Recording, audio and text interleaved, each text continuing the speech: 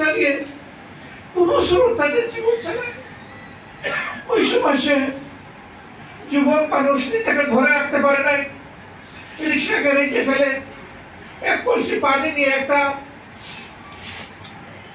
Glass সাথে নিয়ে দৌড়ে গেছে। যারা এই কঠিন রোদের মধ্যে কষ্ট করতেছে তাদেরকে একটু পানি তুলে দেবে। পানি খাওয়া শেষ, কলসি একদিকে রেখে সেও লেগে গেছে ওদেরকে সাহায্য করতে। জালিমের বুলেট এসে তাদেরকে 3টা বুলেট পর পর এপার ওপার করে দুনিয়া থেকে বিদায় করে নিয়ে গেছে। বিয়ে হয়েছে 1 বছর, তার স্ত্রীটা মাত্র 6 মাসের অন্তঃসত্ত্বা।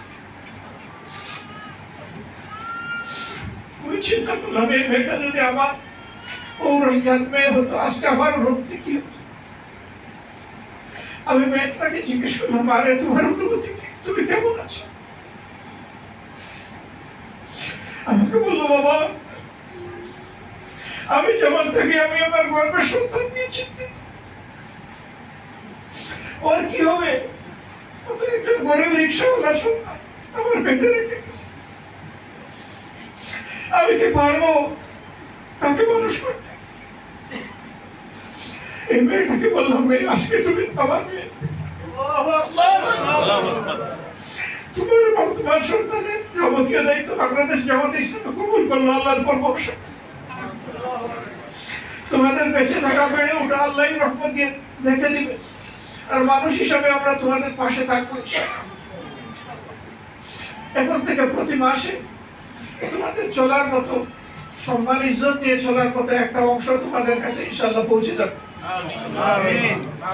তোমার এই বেবি দোয়া করে দুনিয়া আসুক, মেয়ে হোক ছেলে হোক, আল্লাহ যা পছন্দ করেছে সে যেন সালে আওলাদ হয়ে সালে হবে। তোমার জন্য যেন চক্ষু শীতলকারী, ও বড় হওয়া পর্যন্ত তার লেখাপড়া সহ যা কিছু প্রয়োজন ইনশাআল্লাহ সে আমার নাতি হোক আমরা সেইভাবেই দেখবো তাকে ইনশাআল্লাহ। এই যে সুমাইয়ার কথা বললাম, ওর স্বামী একজন গার্মেন্টস করত, গরিব মানুষ, কোন সুরত চলে, সংসারে সুখী ছিল তাদের।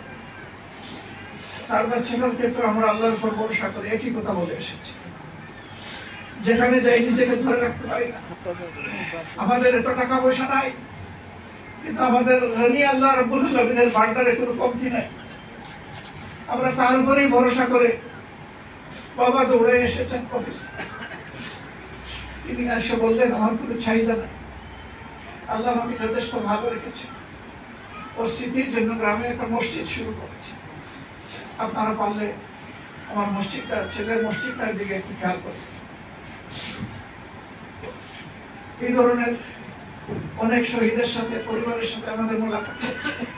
তারা বলছেন আমাদেরকে কোনো আর্থিক সহযোগিতা লাগবে না, আপনারা এসেছেন, আমরা প্রশান্তি পেয়েছি।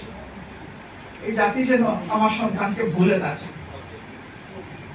আসলে আমাদের ইতিহাস বড় বিচিত্র। ইতিহাসের পালা বদলে আমরা বন্ধুকে শত্রু বানাই, শত্রুকে বন্ধু বানাই।